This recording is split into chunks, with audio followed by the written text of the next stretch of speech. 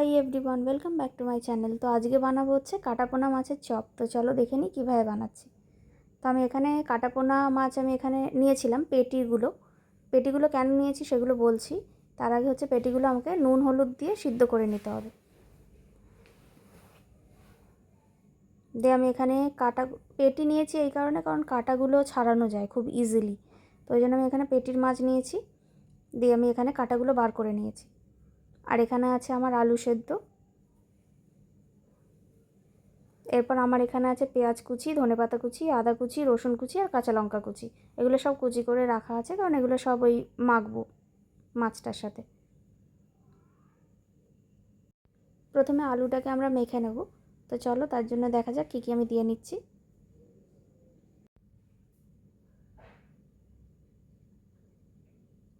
তো এবার দিয়ে দিচ্ছি জিরে আর শুকনো লঙ্কা পাউডার করে নিয়েছিলাম মিক্সিতে, সেটা দিয়ে দিলাম। তারপর দিয়ে দিচ্ছি স্বাদ অনুসারে নুন, আর দিয়ে দেবো হচ্ছে হলুদ গুঁড়ো। এগুলো দিয়ে আগে একটুখানি হালকা হালকা করে একটু মেখে নেবো চামচ দিয়ে। মাখতে হাত দিয়েই হবে, কিন্তু চামচ দিয়ে জাস্ট আমি দেখানোর জন্য একটু চামচ দিয়ে আগে করে নিলাম, একটু মেখে নিলাম।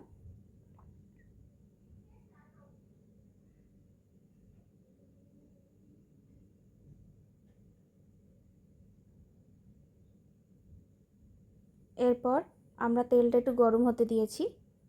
তেল গরম হয়ে গেলে তাতে যে পেঁয়াজ কুচিটা ছিল সেটা দিয়ে দেবো।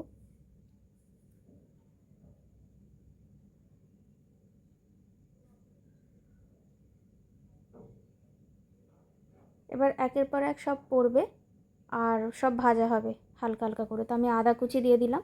এবার দিয়ে দিচ্ছি রসুন কুচি।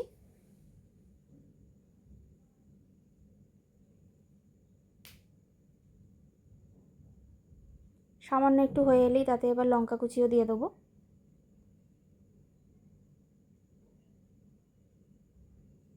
দিয়ে খুব ভালো করে একটু বাদামি করে ভেজে নিতে হবে।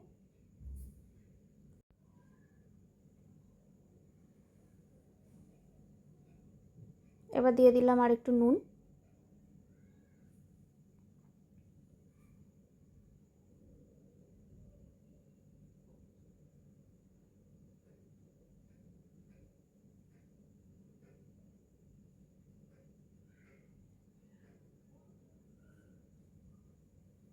এবার এখানে আমার মোটামুটি ভাজা হয়ে গেছে।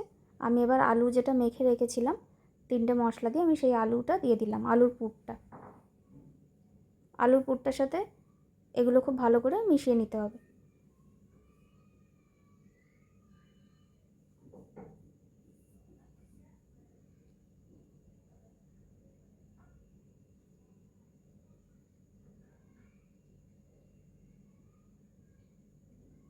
দিয়ে এবার আমি দিয়ে দিলাম কাসুন্দিটা দিয়ে খুব ভালো করে আলুর সাথে একটু মিশিয়ে নিয়েই নামিয়ে নেব, কারণ বেশি নেড়ে নিলে না কাসুন্দিটা তেতো হয়ে যাবে।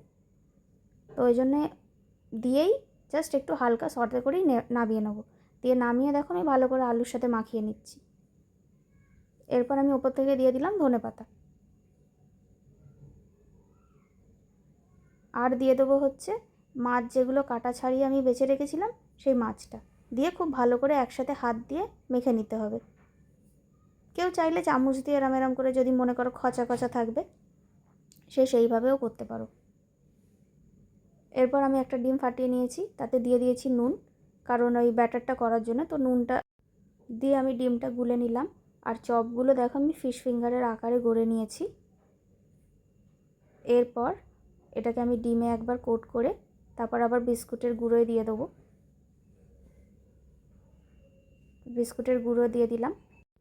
দিয়ে আমি সেকেন্ড টাইমও আবার ডিমে দিয়ে আর বিস্কুটের গুঁড়ো দিয়ে কোট করে নিয়েছিলাম। তোমরাও চাইলে ডাবল কোটও করতে পারো, সিঙ্গেল কোটও করতে পারো।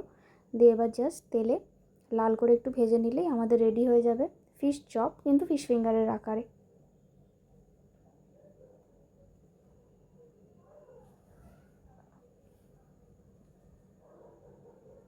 তো আমি এরমভাবে লাল করে ভেজে তুলে নিয়েছিলাম।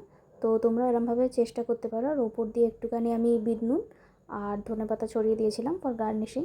তো তোমরাও এরমভাবে ট্রাই করো। আর ভিডিওটি যদি ভালো লাগে একটা লাইক, শেয়ার, সাবস্ক্রাইব করে দিও। Thanks for watching.